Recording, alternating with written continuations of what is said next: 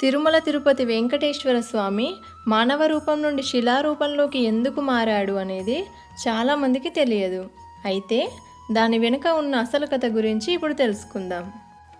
మనకు తిరుమల శ్రీనివాసుడి ఆలయం కట్టిన ప్రస్తావన వస్తే మొట్టమొదటిసారిగా గుర్తొచ్చే పేరు తొండమాన్ చక్రవర్తి. ఆ తొండమాన్ చక్రవర్తి శ్రీనివాసుడి ఆదేశం మేరకు మొట్టమొదటిసారిగా ఇప్పుడున్న తిరుమల ఆలయాన్ని కట్టించాడు. ఇంతకీ ఎవరు ఈ తొండమాన్ చక్రవర్తి? శ్రీనివాసుడే అతనితో మాట్లాడాడంటే వారి మధ్య ఉన్న సంబంధం ఏంటి ఇప్పుడు తెలుసుకుందాం. ఇలాంటి మరెన్నో ఇన్ఫర్మేటివ్ వీడియోస్ని మీ కొరకు తెచ్చేందుకు మీ సపోర్టుగా జస్ట్ లైక్ చేయండి చాలు. ఇక ఏమాత్రం ఆలస్యం చేయకుండా టాపిక్లోకి వెళ్ళిపోదాం. పూర్వం కూర్ముడు అనే ఒక బ్రాహ్మణుడు ఉండేవాడు. అతను తన తండ్రి మరణించిన తర్వాత తన తండ్రి గారి అస్థికలను కాశీలోని గంగా నదిలో కలపడానికి తన భార్య మరియు పిల్లలతో కలిసి కాశీకి నడక మార్గంలో బయలుదేరుతాడు. మార్గం మధ్యలో అతని భార్య గర్భవతి అని తెలుస్తుంది. ఆమె అంత దూరం కాలినడకన నడవలేదు అని అర్థమైన కూర్ముడికి ఏం చేయాలో అర్థం కాలేదు.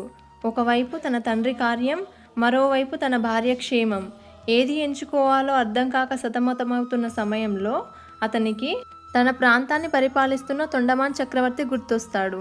వెంటనే కూర్ముడు తన భార్య పిల్లలను తీసుకుని ఆ రాజు దగ్గరికి వెళ్తాడు. జరిగిందంతా చెప్పి తను కాశీ వెళ్ళి వచ్చేంత వరకు తన భార్య పిల్లలను మీ రక్షణలో ఉంచుకోండి అని రాజుగారిని కోరుతాడు. తొండమాన్ చక్రవర్తి అందుకు ఒప్పుకొని నువ్వు తిరిగి వచ్చేంత వరకు నీ భార్య పిల్లలను క్షేమంగా చూసుకునే బాధ్యత నాది అని హామీ ఇస్తాడు. అప్పుడు కూర్ముడు సంతోషంగా తిరిగి కాశీకి బయలుదేరుతాడు. తొండమాన్ చక్రవర్తి కూర్ముడి భార్య పిల్లలని ఒక సురక్షితమైన భవనంలో ఉంచి వారికి 6 నెలలకు సరిపడా ఆహార పదార్థాలను ఇచ్చి రాజ్య భటులని ఆ గదికి బయట వైపున కాపలాగా ఉంచుతాడు.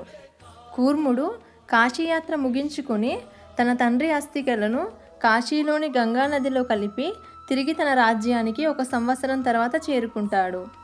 చేరుకోగానే మొదటిగా తన రాజుగారైనటువంటి తొండమాన్ చక్రవర్తి దగ్గరికి వెళ్ళి తన భార్య పిల్లలు ఎలా ఉన్నారు అని అడుగుతాడు.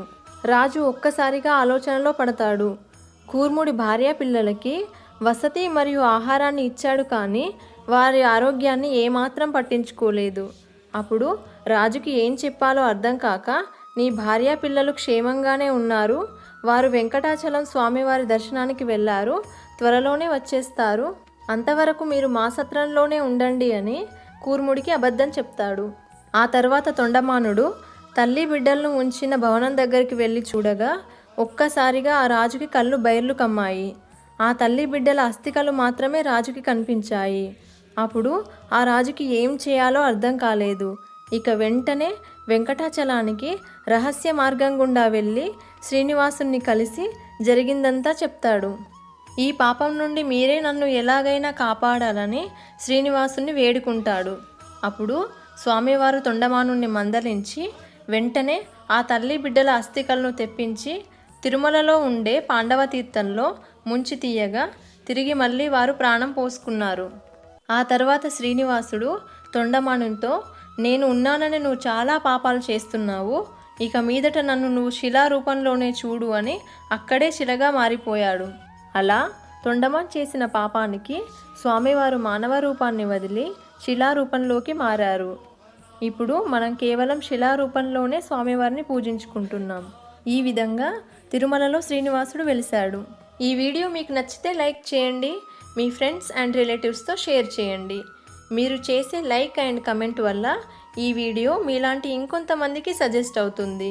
ఇలాంటి మరిన్ని ఇన్ఫర్మేటివ్ వీడియోస్ కోసం సుమక్క 369 ఛానల్ని సబ్స్క్రైబ్ చేసుకోండి. ఈ వీడియోని చివరి వరకు చూసిన మీ అందరికీ థ్యాంక్ యూ. నెక్స్ట్ వీడియోలో మళ్ళీ కలుద్దాం.